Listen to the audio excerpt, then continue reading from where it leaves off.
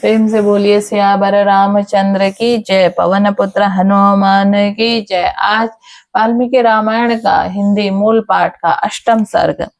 संपूर्ण धर्मों को जानने वाले महात्मा राजा दशरथ ऐसे प्रभावशाली होते हुए भी उन पुत्र के लिए सदा चिंतित रहते थे। उनके वंश को चलाने वाला कोई नहीं पुत्र था। उसके लिए चिंता करते करते एक दिन उनके महामनस्वी नरेश के मन में यह विचार है कि मैं पुत्र प्राप्ति के लिए अश्वमेध यज्ञ का अनुष्ठान क्यों न करूं। अपने समस्त शुद्ध बुद्धि वाले मंत्रियों के साथ परामर्श पूर्वक यज्ञ करने का निश्चित की विचार करके उन महातेजस्वी बुद्धिमान एवं धर्मात्मा राजा को सुमंत्र से कहा, मंत्रीवर तुम मेरे समस्त गुरुजनों एवं पुरोहितों को यहाँ शीघ्र बुलाकर ले आओ। तब शीघ्रता पूर्वक पराक्रम प्रकट करने वाला सुमंत्र तुरंत जाकर उन समस्त वेद विद्या के पारंगत मुनियों को वहां बुला लाए। सुयज्ञ वामदेव, जाबली, कश्यप, कुल पुरोहित, वशिष्ठ तथा और जो भी श्रेष्ठ ब्राह्मण थे उन सब की पूजा करके धर्मात्मा राजा दशरथ ने धर्म और अर्थ से युक्त मधुर वचन कहा, महर्षियों मैं सदा पुत्र के लिए विलाप करता रहता हूँ। उसके बिना इस राज्य आदि से मुझे सुख नहीं मिलता। अतः मैंने निश्चय किया है कि मैं पुत्र प्राप्ति के लिए अश्वमेध यज्ञ के द्वारा भगवान का यजन करूं। मेरी इच्छा है इस शास्त्रोक्त विधि से इस यज्ञ का अनुष्ठान करूं। अतः इस प्रकार मुझे मेरी मनोवांछित वस्तु प्राप्त होगी। इस प्रकार आप लोग यहाँ करें। राजा के ऐसा कहने पर वशिष्ठ आदि सब ब्राह्मणों ने बहुत अच्छा कहकर उनके मुख से कहे पूर्वोक्त वचन की प्रशंसा की।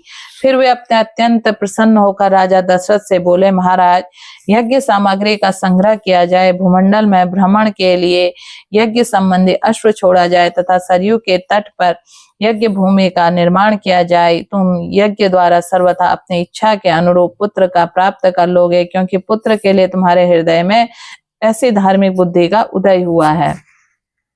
ब्राह्मणों का यह कथन सुनकर राजा बहुत संतुष्ट हुए। हर्ष से उनके नेत्र चंचल हो उठे।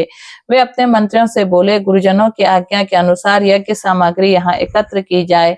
शक्तिशाली वीरों के संरक्षण में उपाध्याय सहित अश्व छोड़ा जाए।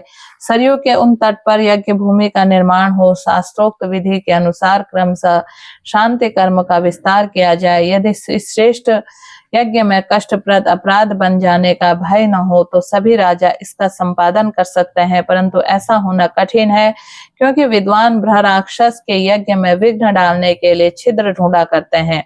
विधिहीन यज्ञ का अनुष्ठान करने वाला यजमान तत्काल नष्ट हो जाता है। अतः मेरा यह यज्ञ जिस तरह विधि पूर्वक संपन्न हो सके वैसा उपाय किया जाए। तुम सब लोग ऐसे साधन प्रस्तुत करने में समर्थ हो। राजा के द्वारा सम्मानित हुए समस्त मंत्री पूर्वत उनके वचनों को सुनकर बोले, बहुत अच्छा, ऐसा ही होगा। इस प्रकार वे सभी धर्मज्ञ ब्राह्मण नृपश्रेष्ठ दशरथ को बधाई देते हुए उनकी आज्ञा लेकर जैसे ही आए वैसे ही फिर लौट के गए। उन ब्राह्मणों को विदा करके राजा ने मंत्रियों से कहा, पुरोहितों के उपदेश के अनुसार इस यज्ञ को विधिवत पूर्ण करना चाहिए। वहां उपस्थित हुए मंत्रियों ने ऐसा कहकर परम बुद्धिमान नृपश्रेष्ठ राजा दशरथ उन्हें विदा करके अपने महल में चले गए। वहां जाकर नरेश ने अपनी प्यारी पत्नियों से कहा, देवियों दीक्षा ग्रहण करो, मैं तुम्हें पुत्र के लिए यज्ञ करूंगा। उस मनोहर वचन उन सुंदर कांति वाली रानियों के मुख कमल बसंत ऋतु की तरह विकसित होने वाले पंकजों के समान खिल उठे और अत्यंत शोभा पाने लगे।